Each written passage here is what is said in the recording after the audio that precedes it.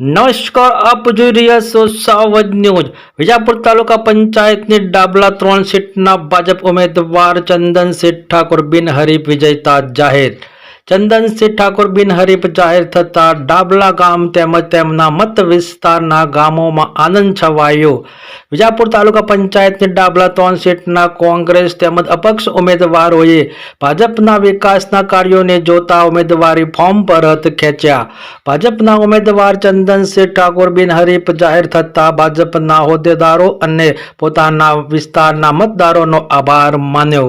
વિશેષ રિપોર્ટ મુકેશ સિંહ વિજાપુરથી।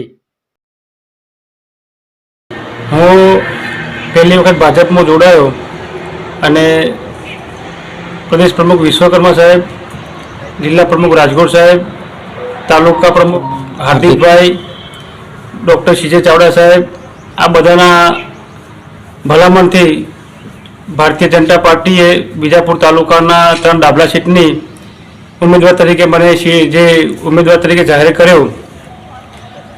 મોદી સાહેબના જે લોક કાર્યો અને વિકાસલક્ષી કામો જોઈ એ મારી સામે જે ઉમેદવારો હતા એમને પોતાનું ફોર્મ પરત ખેંચી અને મને બિનહરીફ ભારતીય જનતા પાર્ટી તથા લોકોનું કામ કરવા માટે બિનહરીફ ઉમેદવાર તરીકે જાહેર કરવામાં આવ્યો। લગભગ તો મોટાભાગના જે સીસી રોડ થવા જોઈએ, સ્ટ્રીટ લાઇટ થવી જોઈએ, પાણીના પ્રશ્નો એ બધા અમારા આજુબાજુના વિસ્તારોમાં, પાટીદાર ગામોમાં અને ડાબલામાં લગભગ પૂરા થઈ ગયેલા છે।